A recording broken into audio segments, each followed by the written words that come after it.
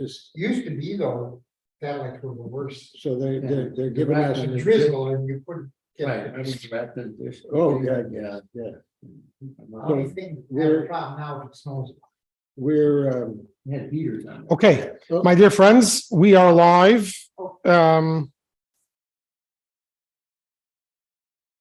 So we are at 46. We are lesson lesson 46. We are 21 Shabbat. we are at 21 Shabbat. Yes. My mark worked. Today we are going to discuss a piece of the Talmud that when it was mentioned to someone, he fainted. And this piece of the Talmud is very important. However, it is very hard to understand and even harder to accept. And this is the piece of Talmud Alter Rebbe is going to be addressing today. The story is there was a rabbi. His name was Berish Meislish. He was both head of a yeshiva, Rosh Yeshiva. He was the head of a yeshiva, and he was a businessman. And his business was logging. He would rent forests from the local squires. He would chop down the trees, and he would float them down the rivers to build things, to sell them, to build villages. And one day, a storm erupted on the river. A lot of his whole business basically was lost because of it. And his family did not know how to tell the rabbi of this tragedy. You know, he was what would happen to him when he would hear it. So one of his students had an idea.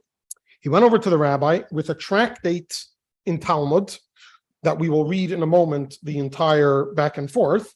And he asks the rabbi what it says in the Talmud, in the tractate Brachas, it says that a person has to accept with joy a bad news the same way you're joyous when you hear good news. What does this mean? Accept with joy bad news like you accept with good news. So the rabbi said, what do you mean? It's simple. Everything is from God, and therefore you have to be happy when anything happens to you. It doesn't matter if it's good or bad.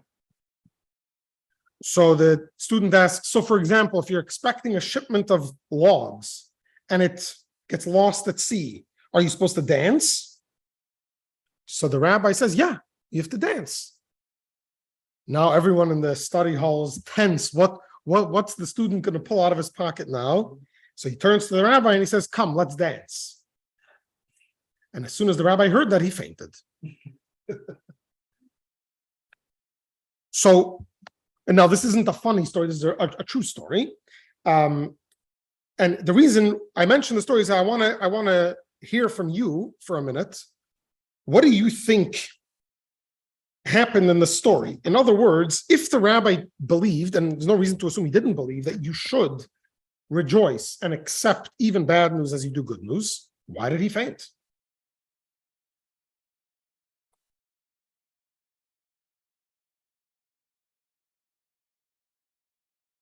Reaction to knowing that, okay, that, something bad is, he's going to reveal something that's bad. And even though he was, he knew that, he was supposed to be, to receive it with joy, he said, it's like a dichotomy going on. I'm joyful, yet I'm still sorrow at the same time. I thought you were saying something else. Okay, I hear what you're saying, but yeah. Let me piggyback on that because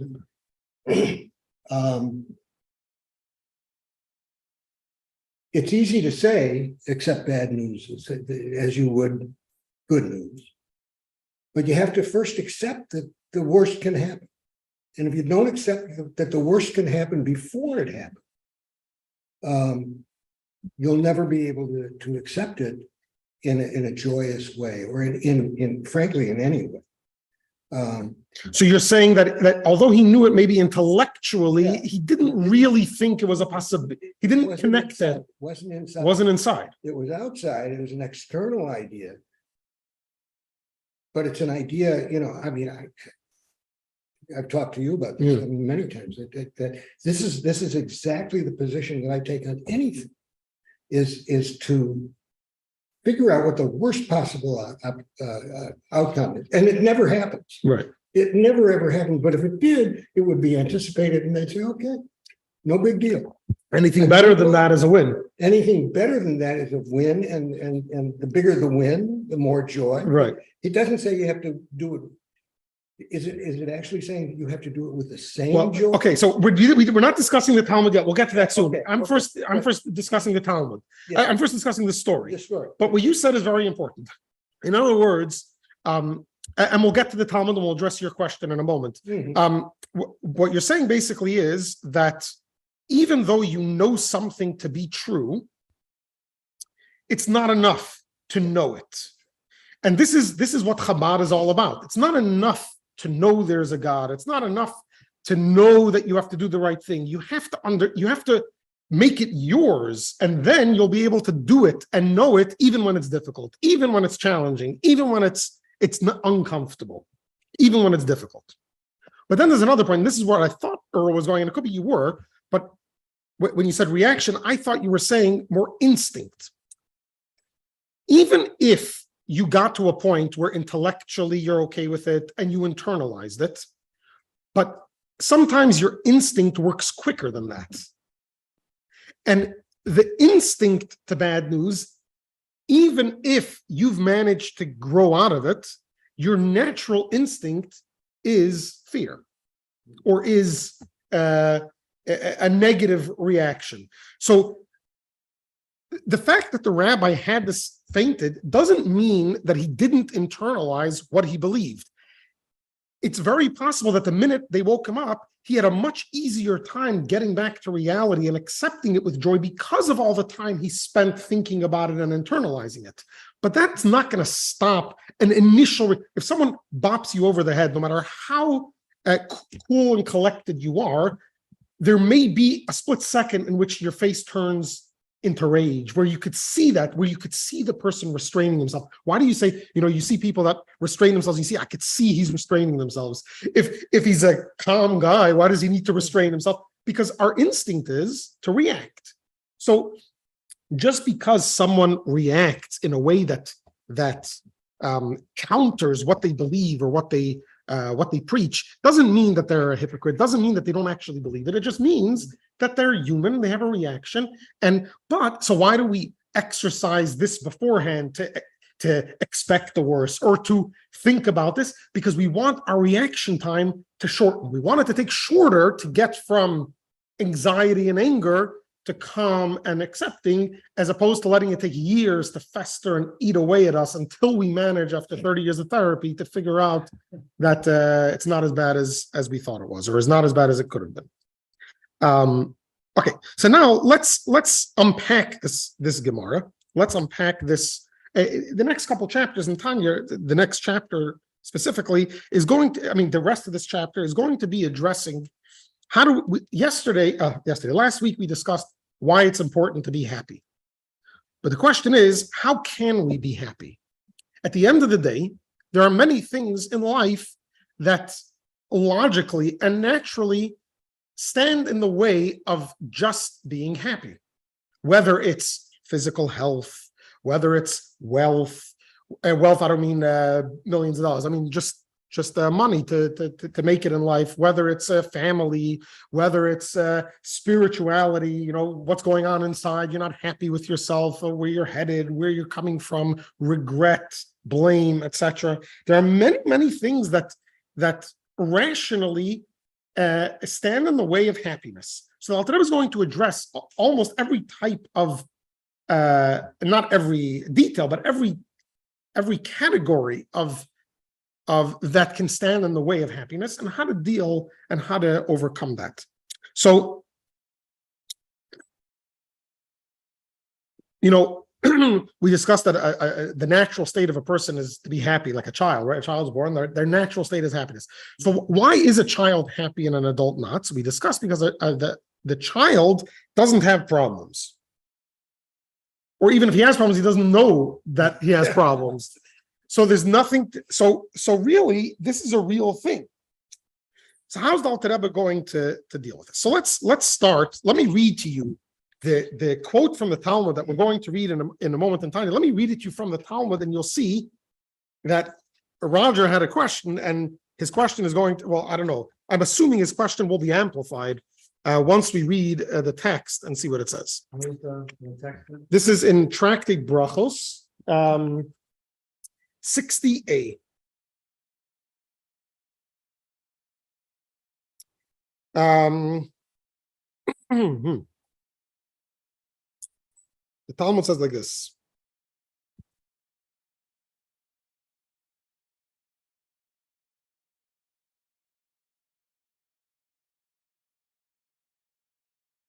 Maybe it's 68. 1 minute.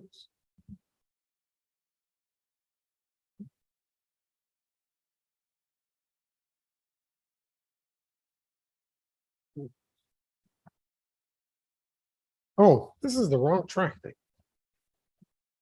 I thought we're still learning brachas. So I grabbed the. No. Where's the? I thought I read it. We started with Baba here. Yeah. And this is. I think Baba can follow that, John. Where did it go? It's here first. Let me see. What's that? Apologize. Yeah. Where's my brachas? No, that's Baba Kama. That's not bracha. Yeah. It's the wrong track. Not the wrong tractate. It's the right tractate, but the wrong one for what I need. Okay, I'm gonna look. I'm gonna open. Give me a second. I'm gonna open.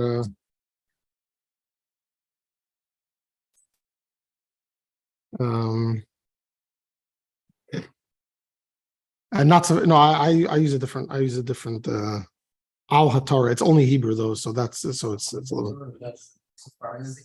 Not, it's not in Safari. It's a different website. Oh, okay. It's called alhatorah.org. I've read that sometimes the translation in Safari may not necessarily. Well, you can choose different translations. Oh, in Safari. Yeah. Oh, I didn't know. Inspiring.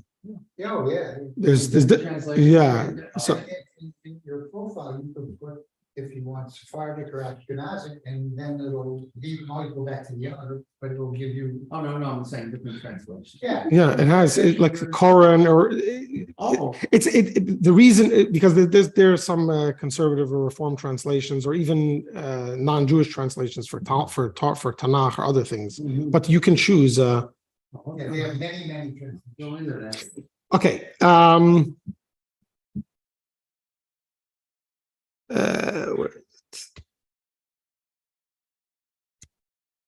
This was not supposed to take this long. 1 second.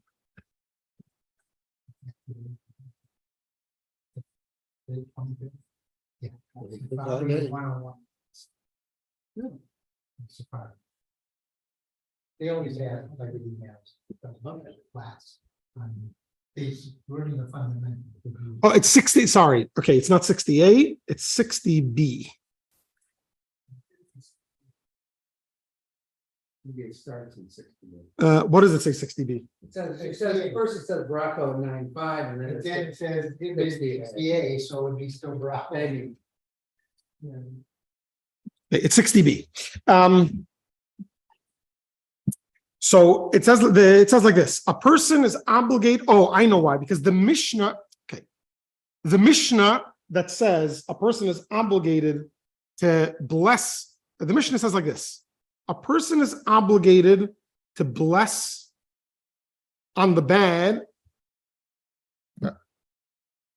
the same way he blesses on the good. Okay? So what is the Talmud asks, what does it mean a person is obligated to bless on the bad the same way he blesses on the good? What does that mean? Doesn't mean you say the same blessing. Which blessing do you say when something good happens? So sometimes you say Shehachiyanu, but the blessing you say when something good happens usually is Hatov V'Hametiv. The one who is good, in other words, we're blessing God who is good and makes good to other people. So if you'll say that when it says just like you bless on the bad, you bless on the good, doesn't mean you say the same blessing? That when something bad happens, you also say the blessing hatov v'hametiv?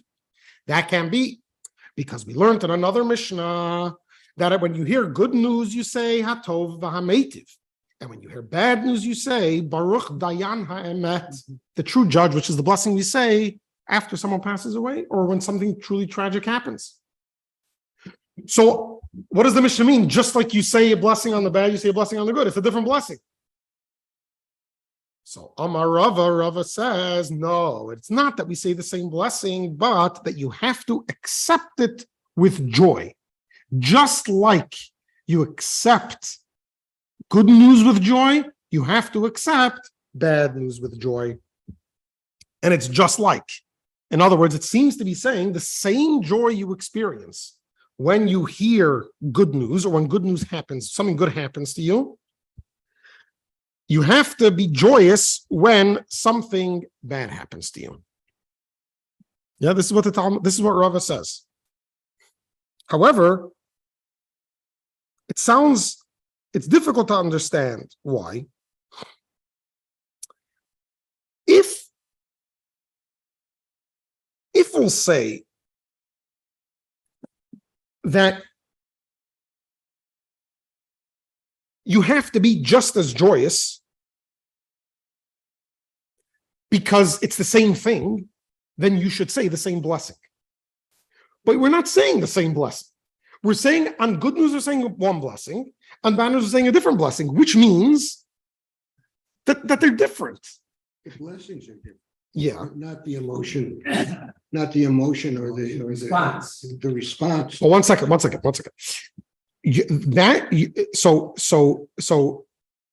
So what you're saying, you're saying something very good. However, the assumption under what you're saying is that the reason we have to be as happy when something bad happens as when something good happens isn't because the bad is really good. It's because I'm not going to gain anything, or it's only going to do me better if I'm happy. If you accept that what's happening isn't really bad, it's really good, and that's why you're happy, then you should say the same blessing. If it's not the same blessing because really it is bad, we just want you to accept it with joy the way you accept something good. You can't accept it with the same joy. It's not possible to do this. If it's good and bad, then how could you expect someone? You could say, just like try to be as happy as you can be, or try to go in that direction. But to say you have to be equally happy when something bad happens or something good happens, the only way really that can happen is if you don't see the bad as bad. But if that's the case, then why would you say a different blessing? You say the same blessing.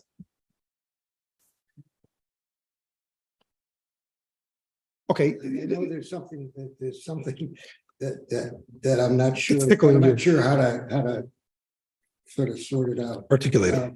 But I'm not so sure that I'm not convinced that if you're saying a blessing when something bad happens, that you're considering it good. You're considering it good. No, it's bad. Okay. It's still bad. But the motivation, if you've truly internalized something, the motivation for saying that blessing, good or bad, is a way of avoiding avoidance. It's a way of avoiding. I know, but you're not dancing. Consequence. You're not going to be dancing. No, I don't think I'd be dancing. So that is not the same. So, but what you're saying is I think true. everything rests on what is the definition of joy? What you're saying is true. What you're saying is factually true. Yeah. But the Talmud seems to be demanding something more and something different. I'm not arguing with you that this is the best way to accept things and to deal with things. But the Talmud seems to be asking something much more than that. The Talmud seems to be saying you should have the same reaction Kishain, just now, remember the words are just like you bless for the good, you should bless for the bad. And it doesn't mean the words you say, it doesn't mean the blessing. So when it says just like, we're saying you have to accept it the same way. And you're not saying you should accept it the same way. You're just saying you should accept it in a more mature way, in a way that looks closer to it, but not the same way. And I'm saying this is something to aspire to. It's not very easy, and it's something you'd be very lucky to get to. But the Talmud seems to be saying something a lot further than that, something a lot more difficult and maybe even illogical to get to. And that's what the Alter Rebbe is going to want to try to understand, huh? Oh, so let's. Question. Does Talmud saying that you have to accept it at the same level of joy, or like you say, It says just like you bless on the good, you should bless on the bad. And again, it doesn't mean the words you say. So the same way you bless on the good, you should. Now, I can tell you the only time I've made this blessing, Hatova Hametiv, because although there are times when it says to make this blessing, in today's day and age, a lot of times that we used to say the blessing Shachiyanu, for example, are things like when you buy new clothing or otherwise. Today, we don't really do it because buying a new clothing isn't as joyous as it was back then. You bought a new clothing back then, you wore one piece of clothing, and if you got a nice suit, you were very happy. Today, we don't really say it when you buy new clothing. However, the one time we do say this blessing in an organic way. So we say Shachiyanu every holiday. Everyone says it. But has there ever been a time in your life when you said this blessing Shachiyanu in an organic way because you were so happy that you said the blessing? So I can tell you, huh? Oh, so by the way, when you see the Temple Mount, you're supposed to say the other blessing, the blessing on the bad, because you see the destruction. I went with the Reform rabbi because you see the destruction. Because you're supposed to tear your clothing, like when you're sitting shiva, you tear your clothing and you say the blessing, Diana. It doesn't mean you're sad and mourning, because you should be happy. It just means you're acknowledging that this appears to be bad. This is a God, right? Just like when someone dies. But there is one time that we still say it today, and that is when a person has a child. When a baby's born, so if it's a girl, you say Shehachiyanu, and if it's a boy, you say Hatov V'Hametiv. And the reason that you say a different blessing is because Hatov V'Hametiv implies that multiple people are benefiting from this, whereas Shehachiyanu is more of a personal thing. And because a daughter doesn't inherit you, doesn't carry your legacy, in other words, follows her husband, it's one part of the family, whereas the boy can take over, halachically speaking. From a halachic perspective, the boy benefits the family more, as opposed to the girl that benefits perhaps the father in a personal way. Benefits isn't the right word. Brings joy in a more personal, in a more directed way, as opposed to a more communal, in a more, so I've said these blessings after the kids were born. So I've said the blessing, and I could tell you, I've said the other blessing, Diana Hamet, and it's not the same feeling. The Talmud says, just like you bless for here, you should bless here. And again, it doesn't mean the words, because the Mishnah elsewhere says there are different blessings. So when it says just like, it means the feelings behind it. And it's not the same, even if you're going to accept it and be a big boy about it and be an adult about it and not going to let it take you down. You're even going to you're going to take this negative event and use it to propel you to the greatest heights. At the end of the day, you're experiencing now negative feelings. You're experiencing a negative event. How can you be happy about it? Let's look inside the way the Alter Rebbe phrases. He's going to quote this Talmud, basically. He's going to say, page 355 here, 21 Shvat. Sound advice has been offered by our sages on cleansing one's heart of all sadness and any trace of worry about mundane matters, even a sadness or worry caused by the lack of such essentials as children, health, or livelihood. So again, we're not talking about sadness that comes from silly things. We're talking about sadness that comes from real issues in life. The advice is contained in the well-known saying of our sages: just as one recites a blessing for his good fortune, which is Baruch Atah Hashem, who is good and does good, Hatov v'Hameitiv, so must he also recite a blessing from misfortune. And the Gemara explains, this does not mean that he recite the same blessing. For the blessing in the case of misfortune is, blessed are you, God, the true judge. Rather, the implication is that one should accept misfortune with joy, like the joy in a visible and obvious good.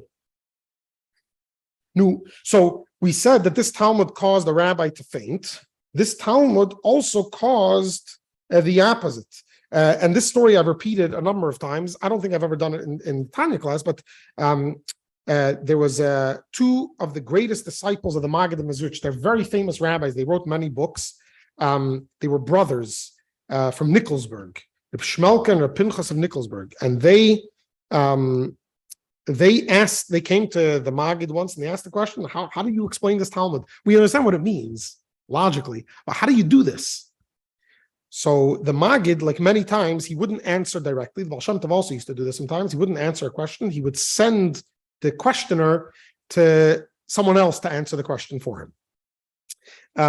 And so the Maggid said, go to Reb Zusha. Reb Zusha was a famous disciple of the Talmud, of the Maggid, who was very, very poor and suffered tremendously physically in life. And when they come to the Reb Zusha's house, they see he's not even in a house. His kids are walking around with barely covered with rags. There's nowhere to sit or lay in the house. There's nothing to eat. And Reb Zusha is walking around as if he's a king in a palace. He's got a smile on his face and he's the happiest guy around. So they come, these two great rabbis come to him and he's humbled. He's that they're at his door. He says, what are you doing here? So they said, the Maggid sent us to you. Now he's piques his interest. What did the Maggid send you to me for? So they tell him that question. Reb Zusha's face changed and he said, Maggid sent you to me to answer. I don't know. I've never experienced pain or suffering. How would I know how to answer that question? And to them, this was the biggest answer, right? In other words, to this Reb Zusha, there was no difference between, he didn't see bad as bad. He didn't realize that he was experiencing bad. He truly didn't see bad. But this isn't something that the average person can even achieve, even if he were to work very hard on himself. But this is sort of the ideal of what the Gemara wants, what the Talmud is asking us for, to accept it the same way. If I accept it the same way, I'm still having a problem with the joy of it. But the fact that We're nowhere close to figuring this out, and it looks like we're going to have to continue this next week. So something good happens, you say a blessing. Something bad happens, you say a blessing. yeah, Well, is that what it means? You say a blessing, whether it's good or bad? No. It doesn't mean you're supposed to be joyful. it does mean that. That's what the Talmud. That's what Rava says. You have to receive it with joy. So let me get a little. I still think this whole thing hinges on how we define joy. Okay, so let's. And I suppose we're getting it. Yeah. So well, no, it doesn't. Well, no, we will get there eventually, but does it really hinge on how you? If the person tells you the same way you receive good news, you should receive bad news. Yeah. So it's very subjective. You dance, you smile, you laugh, you go out and spend money. Every person receives it differently, Yeah. but no one receives bad news as the same way they receive good news. Mm-hmm. So it really doesn't matter how you define joy. However you define joy. However you define joy for good news, that's the way you would define it for bad news. The Talmud doesn't define it. The Talmud just says the same way you receive, the same joy with which you receive good news, you should receive bad news. What's the Hebrew word for joy? Simcha. That's the Hebrew word for joy. But And is that what they're using yes, here? yeah, besimcha. Yeah. Okay. To receive it, besimcha, with joy. Okay, let's get a little deeper because we're still dealing with human with superficial. Okay, how is it possible? How could Reb Zusha have gotten there?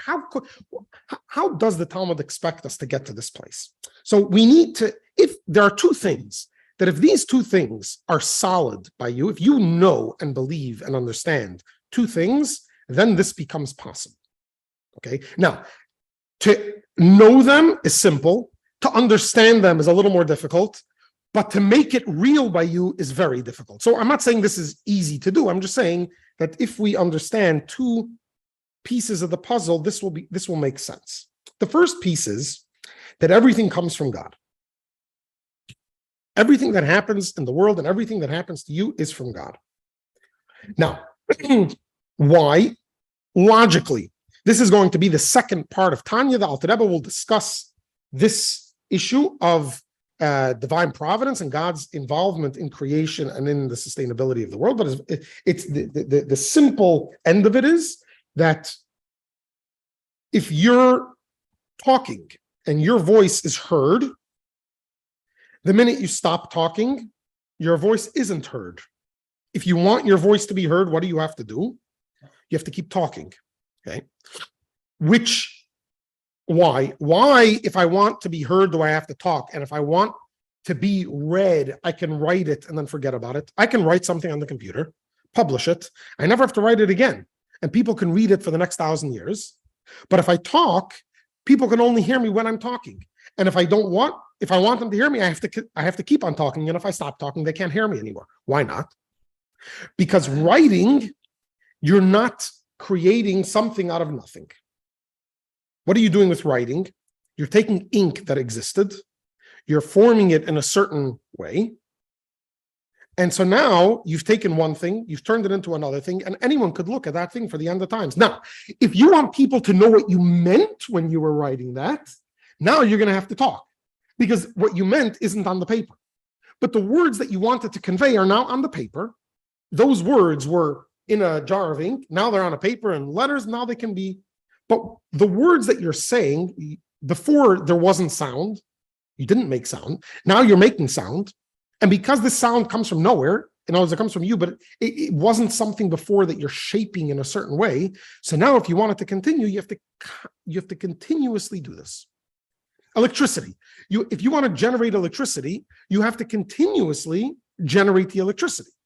You may have the raw formula with which to generate the electricity, but if you're not doing it, you're trying to create something that didn't exist, that wasn't there before. If you want to continually do it, you have to fire. You created fire from nothing, right? A spark. If you want to let the fire, you have to continually feed it. You stop feeding it, and the fire goes out. So God didn't create the world from something, God created it from nothing. Yeah. So every moment that the world exists, God's creating it. Now, the next part of this is that if God's creating it, that means he wants to create it. That means he's thinking about what he's creating. When you're talking, if you want to be heard, you're not just going to make noises after you're done saying your thought and you want to be heard, right? You're not just going to make noises. You're going to say things that you want to convey. So the fact that God's recreating the world right now means he wants the world to be recreated now. The fact that he's recreating me now means he wants me to be here. Okay, that's the first thing a person has to know if they want to get to where the Talmud wants us to go to. The next part is, and this is much more difficult, perhaps not theologically, but emotionally, and that is to remember and to know that God is the ultimate in good, and therefore anything that God does must be good.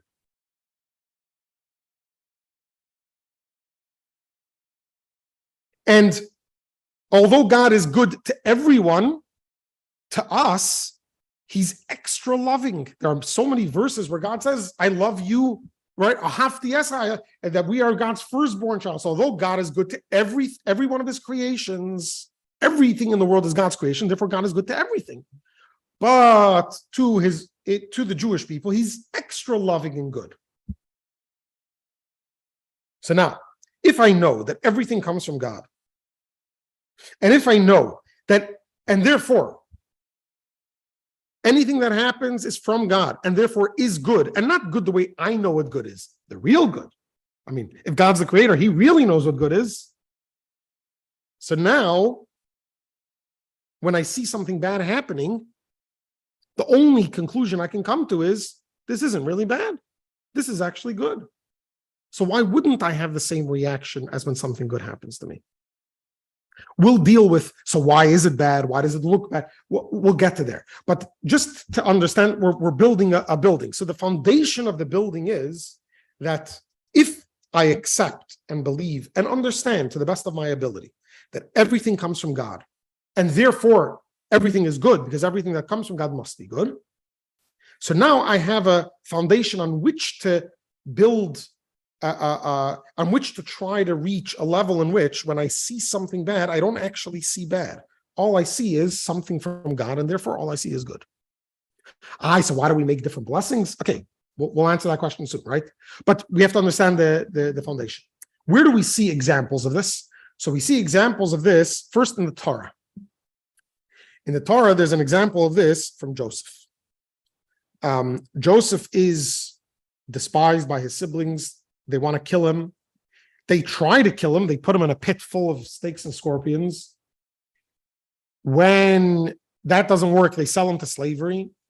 He's accused of the worst crime and thrown into prison. And what happens when he sees one of the king's ministers in prison waking up one day looking a little sad? What does he say? You know what the verse says? But when he saw the butler and the baker, they had, yeah, but why did they tell him their dreams? Because then he said earlier that he can interpret dreams. No, they found out that he interpreted dreams. No, right? In other words, but why was he talking to them?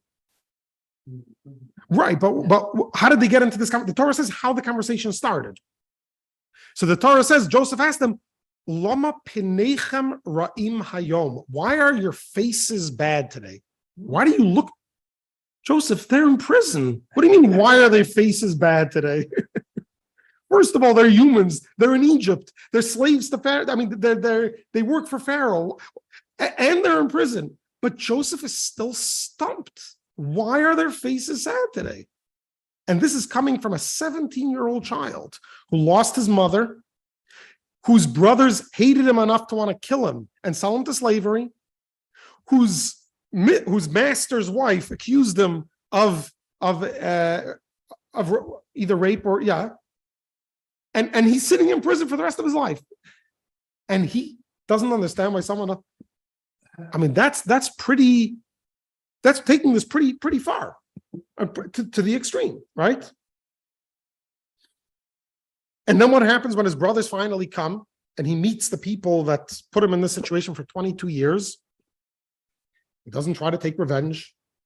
He feeds them. And then what does he tell them? How does he express the fact that he's not going to take revenge? It was God's wish that that they do that to him, that he ended up where he was. What does he say? He says, you didn't send me here. God did. Lo atem shalachtem osi. You didn't send me. You guys think you sent me. You didn't send me. God sent me. And why did God send me here? What do you mean? I saved the world from famine. I saved you guys. So in other words, first of all, he believed that everything came from God. The fact that they were the ones, that they were God's tools to sell him into slavery and to try to kill him, that wasn't, he didn't look at the tool. When you look at a house, you don't look at the tools that are used. You compliment the contractor and the builders. Only a fool compliments the tools. Well, you might say, oh, that's such a good tool. Where did you get it from? But you wouldn't compliment the tool. So Joseph doesn't even acknowledge their involvement. They were involved. They were punished. But not from Joseph's part. Joseph's saying this all comes from God. And by the way, this was all very good. Could you imagine what would happen if God didn't send me here? Then we have another example from Rabbi Akiva. Rabbi Akiva says, in this Gemara, but this is the earlier page, and this is where probably 60a comes from. Rabbi Akiva says that the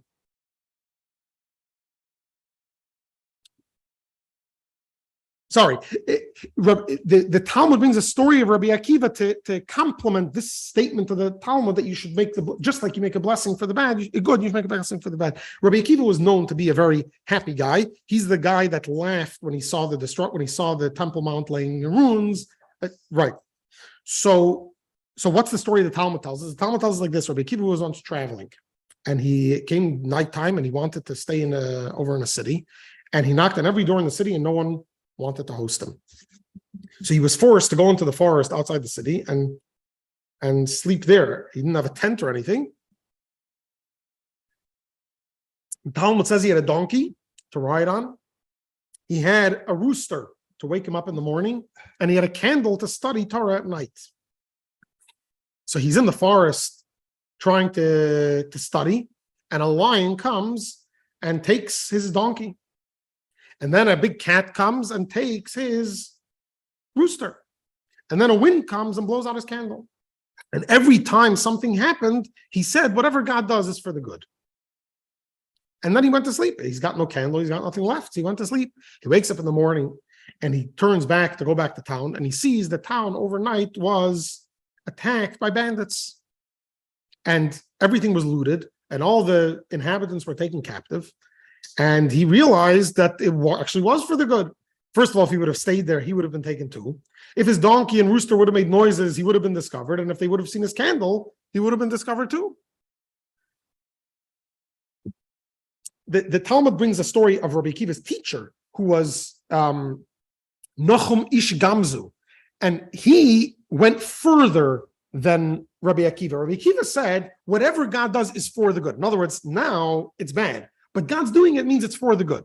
Rabbi Akiva, Nochum Ish Gamzu took it a step further. Nochum Ish Gamzu, he was sent by the Jewish people to intercede by the Roman emperor for a decree that they were, and he was sent with a big chest of jewels to try to bribe the king.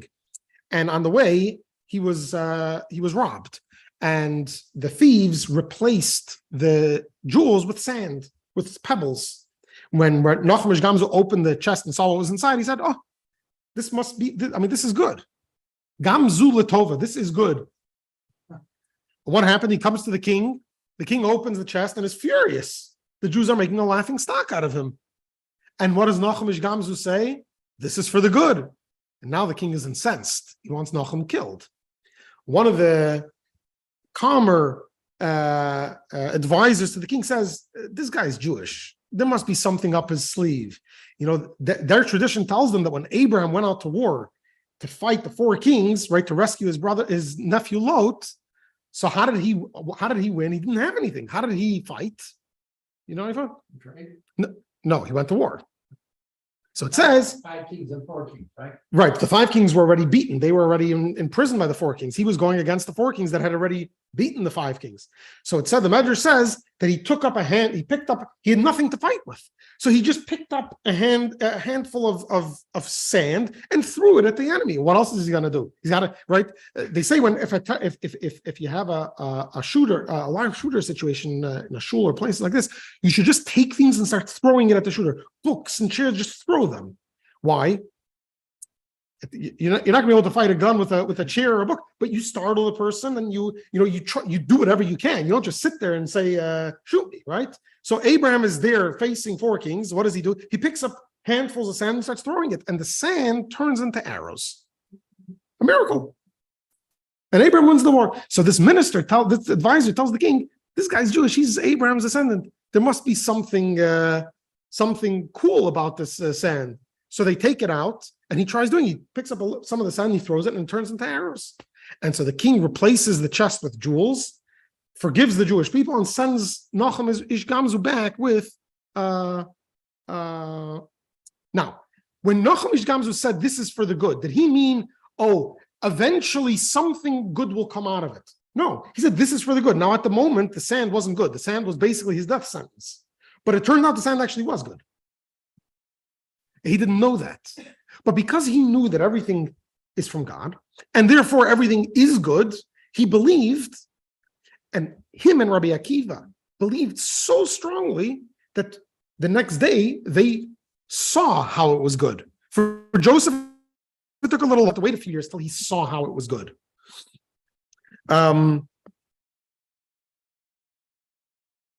So this is I don't know if you call this theologically, philosophically, logically, emotionally. This is how Judaism squares this statement of the Talmud. If you want to accept something that seems bad, the same way you accept something that seems that's good. If you believe that everything comes from God, even the bad that happened to you, and that therefore it must be good, then there's no reason you shouldn't accept it with joy and dancing. However, there's still a question. If it's so good, why does it look bad? Why is it bad? So the Alter Rebbe explains that there are two types of good. There's revealed good and hidden good. And we'll bring examples of this.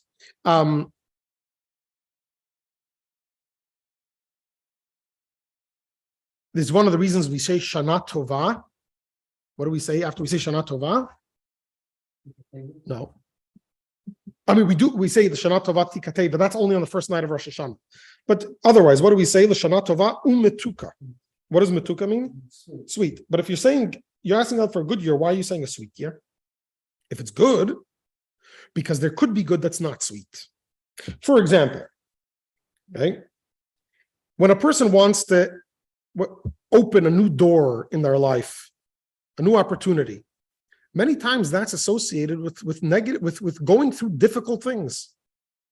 You want to learn a new trade, you're going to have to spend money and go to school. You're going to have to work for free, right? As an apprentice, you're going to have to learn the trade. You're going to have to go through tough times. Now, working for free may not be hard, but going home in the evening and not having what to eat afterwards because you didn't get paid, that's going to be difficult, right? So what about if a person wants to prevent future pain?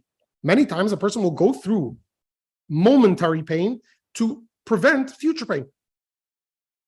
A vaccine could be painful. Now, the prick may not be so painful, but sometimes it gets sore, and it can get sore for a while, and you could get sick. You get a vaccine, you could get sick. So why do we do it? We do it to prevent.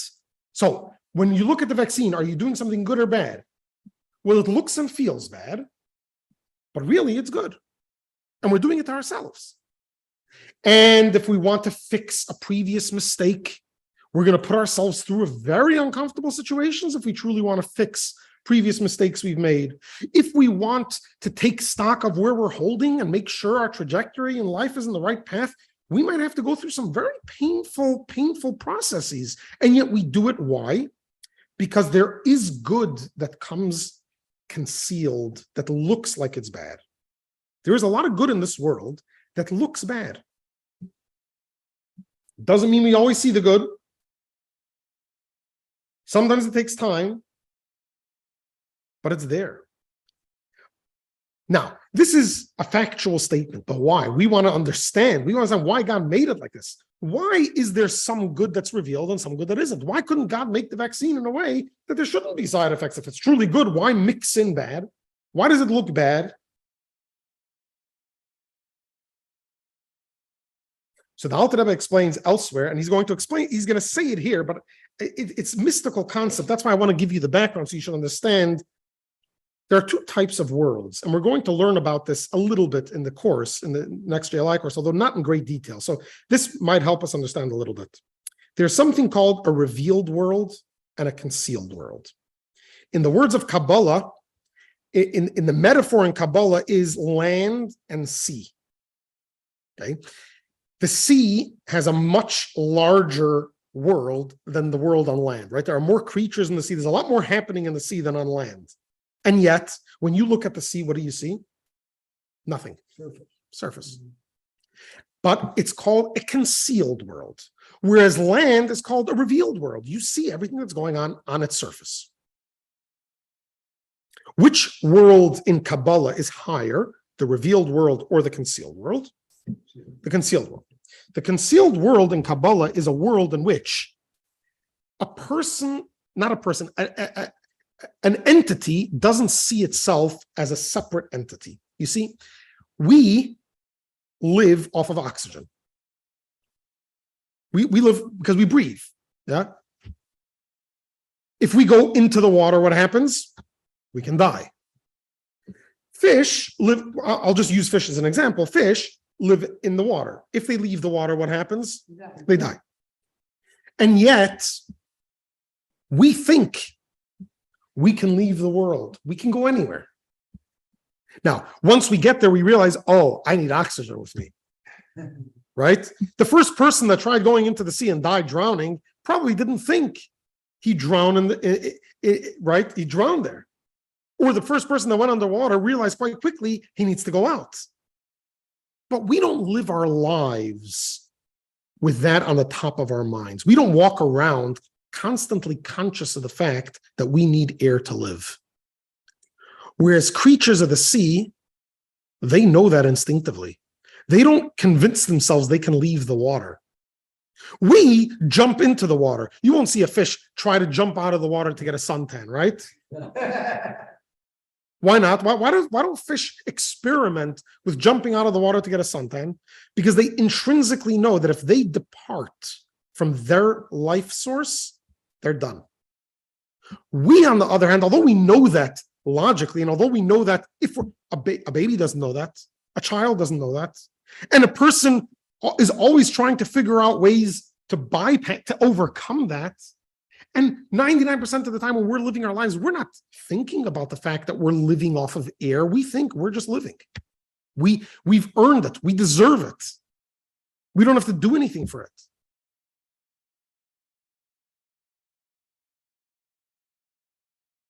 In other words, the concealed world is a much higher place, a much closer place to God. It's a much real, it's much more real in the concealed world. Who loves children more, parents or uncles and aunts, or grandparents for that matter? Who loves the children more, parents or grandparents?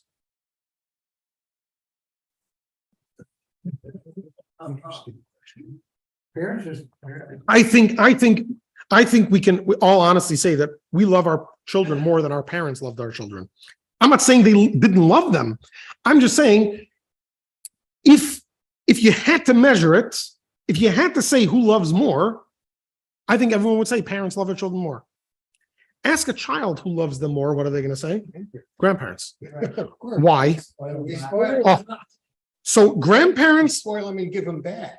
So grandparents for the most part only give, don't usually take, don't usually discipline, and therefore they're perceived to love the children more. Why is it that grandparents don't discipline and don't, now they may discipline if they're in charge, they have, but grandparents aren't in the business of disciplining. Aunts and uncles aren't in the business of disciplining. They're in the business of giving prizes and gifts and treats, right? Why? Because they don't love the children as much, as deep as the parents do. Real love doesn't start and end with revealed good, because that's superficial, that's external. Lollipops and toys are external. Intrinsic real love means that every once in a while, you get a no, you get something taken away from you. That's real love. Parents that don't discipline their kids don't love, that's what Solomon says, right? A person who withholds the strap from his son hates his son. Now, it doesn't, King Solomon isn't advocating child abuse, but a parent that isn't willing to use the strap if deemed necessary hates his son. God spoil the child. Yeah, but King Solomon said, you hate if you Any more than it hurts you. Right. but and that takes a parent. That takes someone who truly loves the kid to do that. In other words, the higher something good, the less revealed it is, the more concealed it is. We can't handle the way God created us. You can explain in a loving way to your child from today till tomorrow that putting your hand next to fire is dangerous in a loving, caring way. But if you don't put your foot down, the child's not going to take it. Why? Intrinsically, we know that when something is just revealed good, it's not the ultimate good. The best things that happened to you took effort, came from a concealed place. The best things that happened to you in life. The girlfriend or the boyfriend that came around just because nothing happened. It just, something happened. And for the rest of your life, you're in heaven. That's not real.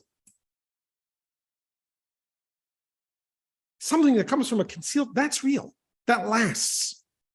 And that's why we need to have God placed in the world concealed good. Concealed good comes concealed in bad. It looks bad.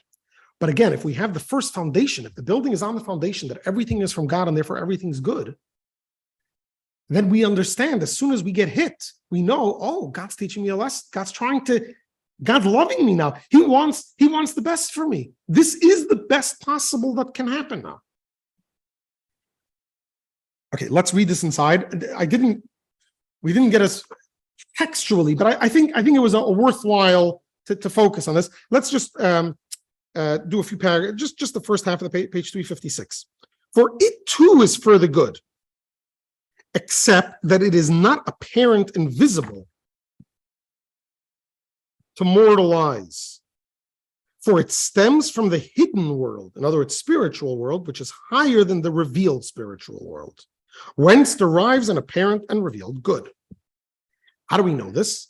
The latter, in other words, the revealed good, emanates from the letters Vav and Hey of the four-letter divine name composed of, that's Havaya, that's how we pronounce it in a way that has all the letters without it being in the, and it means to create. Havaya means to create. It has all four letters in it in a different order. So in Hasidic terminology, when we want to speak about God's name, and not the way it's pronounced, but the way it's written, we'll say Havaya.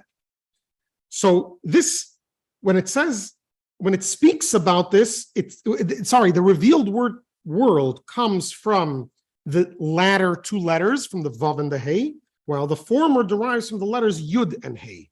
This is also the meaning of the verse, happy is the man whom you, God, chasten. And the word God, the name of God isn't the four-letter name, it's the two-letter name. Only the first two letters, Yud Hey, is also one of God's names. So if you look in the Hebrew, you'll see Ka, Yud and Hey. That's happy is the man who was tortured, Tiyasranu, or is chastised by God. Since the verse speaks of man's suffering, only the letters Yud and Hey are mentioned because it's not revealed good, but it's ultimate good. It's the real good. It's not revealed, but it's the real. Or not real as versus fake, but real versus external. The external is also real. The parent, when the grandparents give gifts to the grandchildren, they really do love the kids. It's not like it's fake or it's. We're not suggesting that, but it's not as real as the love of the parents. It's not as internal and intrinsic as the love of the parents. Okay, we'll continue next time. We talk about different prayers and stuff, good and bad. So in Philadelphia.